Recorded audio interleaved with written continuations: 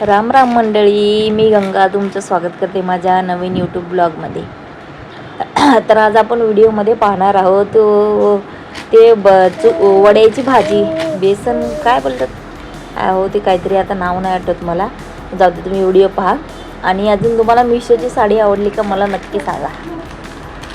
2 साड्या होत्या पर्स सोबत 500 रुपयामध्ये, एवढ्या कमी बजेटमध्ये. हे बघा, ती वाली चांगली नव्हती एवढी, म्हणजे डिझाईन वगैरे चांगली होती हो. दुसरीवाली जी होती ना, एक नंबर, केवढी भारी अशी एकदम बसलेली. आणि मला ती जेव्हा साडी चेंज करून झाल्यावर कळलं, अरे यार व्हिडिओ घ्यायचाच राहिला. आता कसं आहे माहिती आहे का, यूट्यूबचा आडवा व्हिडिओ काढायला लागतो, इंस्टाचा उभा, सगळी गडबड आहे. ही वाली साडी ना एक नंबर होती. चला भाजीच्या तयारीला लागूया.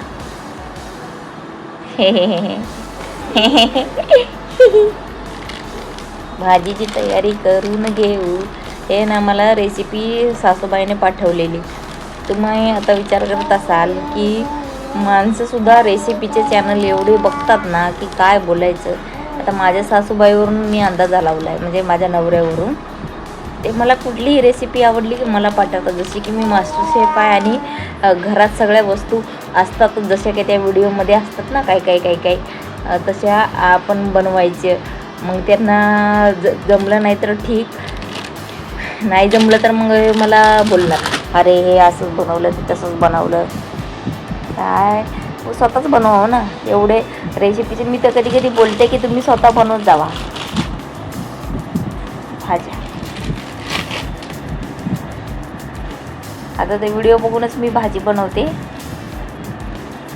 तशी 100% तशीच नाही जमली, पण आता माझी आई अशीच भाजी बनवायची.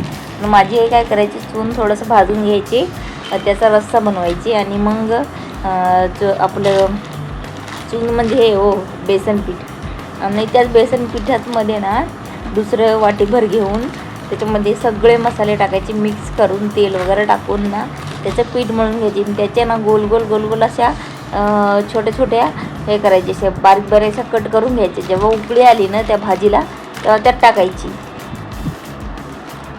तेव्हा एक नंबर लागायचं. ही तशाच प्रकारची भाजी आहे. न्याम न्याम न्याम न्याम न्याम न्याम न्याम न्याम न्याम न्याम. पिल्लू ना मी 5 रुपयाची खालून भेळ आणलेली, तुम्हाला त्या व्हिडिओमध्ये दिसेलच, ह्या नाही नंतर कधीच्या. तर आता ते झोपत पण नाही, रात्रीचे 12 वाजले तरीसुद्धा. आता त्याच्या हातात मी भेळ खाऊन ना ते पॅकेट दिले, तर ते त्याला चावून काढते आणि त्याच्याशी खेळते. माझ्याकडे बघून जातं काढते, माझ्याबद्दल बोलतात तुम्ही. आता समजायला लागलं, असं ओरडलं ना आपण लगेच मग तोंड वाकडं करणार, फुगून बसते अशी. अरे बापरे, म्हणजे 6-7 महिन्याचे लेकरं, ह्यांना सगळं समजतं.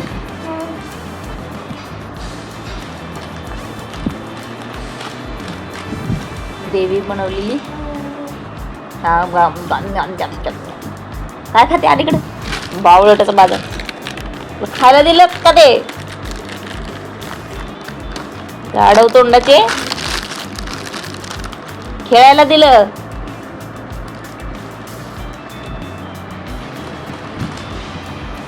बघा अशीच भाजी बनवतात का सांगा. असं बुक्का मारेल असं नाकावर तुझ्या, बुक्का मार का, एक बुक्का तुला, असं बुक्का चावू का तुला, चावू का तुला. आता पाणी टाकताना एकदम पातळ वाटत होतं रस्सा झाल्यासारखं. जेव्हा शिजलं ना ते एकदम घट्ट झालं.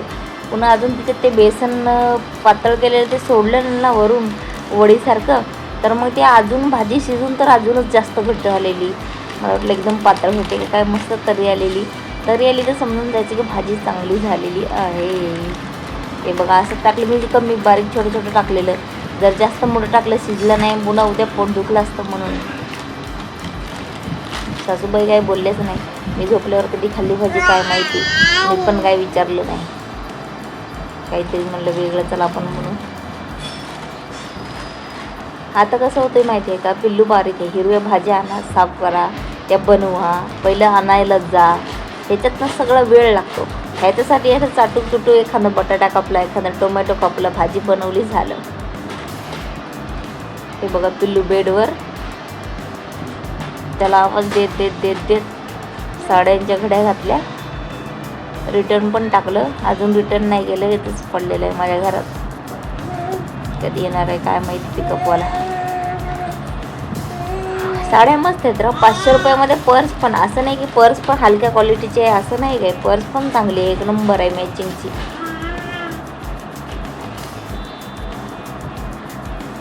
मी लहान असताना माझे काका अशी पर्स घेऊन द्यायचे आम्हाला.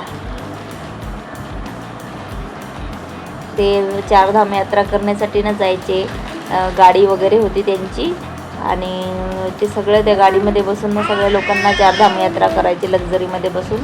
तेव्हा मग असे आम्हाला ना पर्स बिर्स असे एक नंबर आणायचे की नाही राव, आपण बघत राहू अशा पर्स. काय भारी बोलायचं. आता माझ्या पर्स ना, मी जेव्हा मोठी झालेली आहे ना, तेव्हा माझ्या आईने माझ्या भावल्या माझ्या पर्स ना, ते साखर कारखान्यात माझे पप्पा कामाला होते ना, आम्ही पण तिकडेच गेलेलो शिकायला वगैरे, आम्ही शहरातच होतो 7वीच्या नंतर. तर मग मी मोठी झाली म्हणून माझ्या आईने माझे सगळे खेळणे, खेळभांडी, अजून बाहुल्या आणि ते पर्स वगैरे असतात ना, ते आमच्या इथे एक बाई यायची, त्यांना 3 पोरी होत्या, तर ते त्यांना देऊन टाकल्या. आणि माझी भावली ना अशी घरात अडकवलेली होती. आईच्या साडीचा ड्रेस शिवलेला होता. भावली म्हणजे कमरे एवढी भावली होती, प्लास्टिकची हो. तर मग त्या आईने देऊन टाकल्या त्या पोरीला. काय माहिती तिने तोडून टाकली असेल आता. हे काय कपड्याची घडी नव्हती घालता येत व्यवस्थित, जशी जमली तशी मी घडी घालून टाकली. सगळं करा, हे करत बसा, ते करत बसा.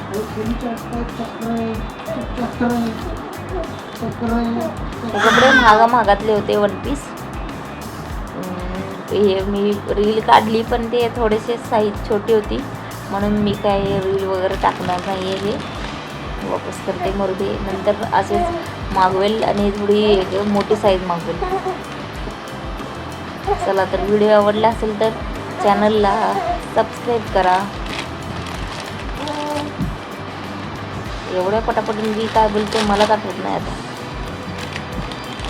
बाहेर आल्यावर चांगला उजेड पडतो चेहऱ्यावर, बघा ना, एक नंबर. जाड झाले का मी?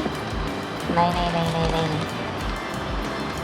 हे बघा 2 हे आल्या, वेली आल्या, मी बिया लावलेल्या, कशाच्या आल्या काय माहिती. हे काय टाकलं होतं ते सुद्धा लक्षात नाही माझ्या. मस्त आले झाडं.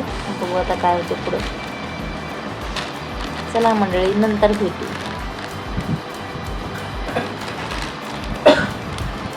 मस्त पाऊस चालू झाला. चला, बाय बाय.